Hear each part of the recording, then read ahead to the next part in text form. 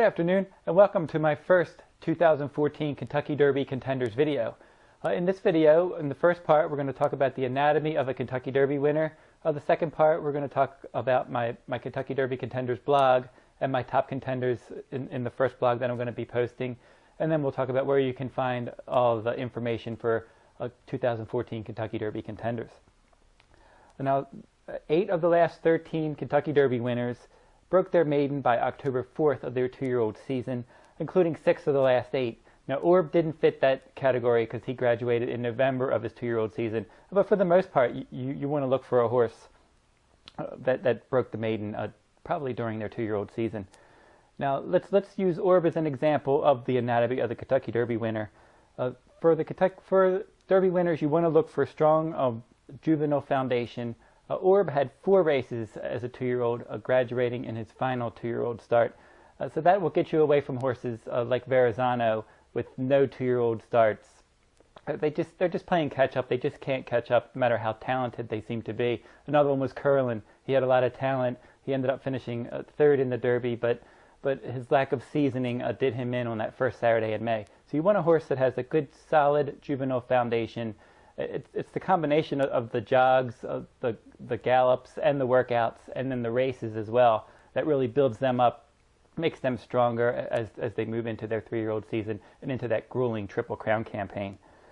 Long-winded pedigree. For sure you want a horse that has a pedigree to go. The longer the better. Now Orb had that. His sire was Malibu Moon. Malibu Moon sire was AP Indy. AP Indy was a Belmont Stakes winner, Breeders' Cup Classic winner. Orb was out of an Unbridled mare, and Unbridled was a Kentucky Derby winner. So he had that pedigree on both sides to get that 1.25 mile distance. You want to look for a horse also that has sharp graded stakes form. Now Orb had that. He won the Fountain of Youth Stakes and the Florida Derby prior to the Kentucky Derby. Another thing, winning connections. Now Shug McGahee was his trainer, outstanding trainer. He had a Triple Crown experience. He had Easy Goer in the Triple Crown season. He finished 2nd in the Derby, 2nd in the Preakness, and then 1st in the Belmont Stakes in the past. And he's sired, Shug McGahee has trained many good horses over the years as well. Now Joel Rosario was his rider, and he was one of the top riders in the country this year. He ended up getting hurt after the Triple Crown season, but Rosario was a top rider and probably the hottest rider in the country going into the Triple Crown season. A horse that has running style versatility. Now Orb had that. Gulfstream Park was a speed favoring track. Orb liked to come from off the pace. In the Fountain of Youth Stakes, when the pace was fast, he came from about 8 lengths back. But then in the Florida Derby, when the pace was slower, he was much closer. He was within striking range throughout. And then that running style versatility can serve a horse well. For instance, in the Kentucky Derby this year, the pace was so fast, Orb came from a good 18 lengths back. But if it was a slower pace, as you could see in the past, he was able to sit closer. And that's what he did in his last start in the Travers Stakes. Actually, he sat a lot closer to the pace, took the lead, and he was run down late. But that running style versatility can really serve a horse well. The next thing you want to look for is strong pre-Derby works. And Orb had that. He had probably the best workout going into the Kentucky Derby over the Churchill Surface, and then he ended up winning the Kentucky Derby. So all those factors of that strong juvenile form and that foundation as a 2-year-old, a long-winded pedigree, sharp graded stakes form, winning connections, running style versatility, and sharp pre-Derby works. Now if you look for your next Derby contender, if you use those guidelines, you should come up with a live contender for the first Saturday in May. Now this year I'm starting out with 11 horses in my Derby contenders list. In no particular order, honor code, Shug McGahee, we just mentioned him. We'll start there. He's a son of AP Indy. He looked good graduating on August 31st at Saratoga. He was a good 20 lengths back. He rallied through that wet track and just rolled to an easy win. He ended up beating Misconnect for trainer Todd Pletcher that day, and Purple Sky as well. And those 2 horses I will look at. Misconnect is going to run, I believe, this weekend on September 28th. At Belmont Park to try to break his maiden in his 2nd career start. And then Purple Sky, he finished 3rd in that honor code race, and he's going to be running as well for trainer Tom Amos. Now, a grand arrival for trainer Nick Zito. He broke his maiden as well on Saratoga on August 31st. Didn't run as fast as honor code at 7 furlongs, but he looked good, and he's one obviously to look for in the future. He has a nice pedigree, and I would expect that he'll get better as he gets older.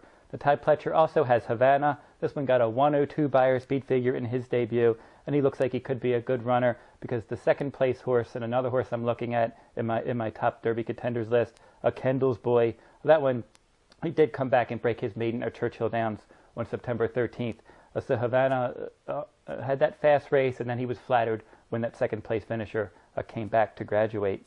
Some others to look at: Strong Mandate for Wayne Lucas is on a lot of contenders people's contenders list for the Derby next year. He looked great in the Hopeful Stakes. He's going to run in the Champagne next. He seems to have that pedigree, and obviously Lucas likes to point to the Derby, and you better believe that he's going to try to do everything he can to get that horse to the Kentucky Derby. Give No Quarter, Graham Motion, Sagamore Farm. This one's a Maryland bred, and he graduated by 22 lengths at 1 mile at Presque Isle Downs last time, and he got, I believe, an 85 Beyer speed figure. So that was a good effort for sure, winning by that margin. And he's won with Sagamore Farm. You know, he's got a decent pedigree, and I would expect that Motion will take his time and put him in the right spots and give him every opportunity to make the Derby if he's good enough. A couple others to look at. You have Bob Baffert, New Year's Day, and then David Hoffman's have School of Hard Rocks. Now those two horses both graduated on October 31st at Del Mar at 1 mile, and they are both certainly worth considering for Derby prospects next year. Nice pedigrees, and in School of Hard Rocks, that was his career debut, so that was a nice effort at 1 mile in his career debut. He's going to run in the Front Runner Stakes at Santa Anita next. That'll be on Saturday, September 28th. And then my final horse to look at for the Derby, Can Dip. This horse, Brett Calhoun, he graduated nicely at Remington Park on September 2nd, and he got an 89 Beyer speed figure. So I'm looking for horses all over the country that ran some good races as 2-year-olds, and then also that have that good pedigree, good connections, and maybe they can blossom into good horses. We'll have to see how this plays out. But those are the horses that I'm looking at right now. If you go over to horseracing.wordpress.com, you'll find the exact order that I like those horses at this particular moment. Also, you're going to see comments, pedigree information, where they're running next, latest workouts. All that information is going to be over in my Kentucky Derby Contenders 2014 blog over at horseracingnation.wordpress.com. I'm also going to do a pedigree spotlight each week that I do my blog. I'm going to spotlight one of the horses on my list, and then show their pedigree, just break it all down and see how they fit possibly for the Kentucky Derby, running over those longer distances in the future. Now, if you go over to horseracing.nation.com, you'll find all your Kentucky Derby needs. We have all of our Kentucky Derby contenders. All the top contenders are right there, voted by the fans. So if you click on Kentucky Derby contenders, you'll see all of them come up. Any horse that's a 2-year-old, they're all going to be on there. You're going to see information from past performances. You're going to see video of their races, comments from fans, and then you can vote as well if you want to vote on one of the horses for the 2014 Kentucky Derby. And that'll wrap up this video. I'll be back updating my video after the next group of stakes races for 2-year-olds. So look for these videos starting right now early in September all the way through the Kentucky Derby and my blogs as well. And that'll wrap up this video. Good luck at the races.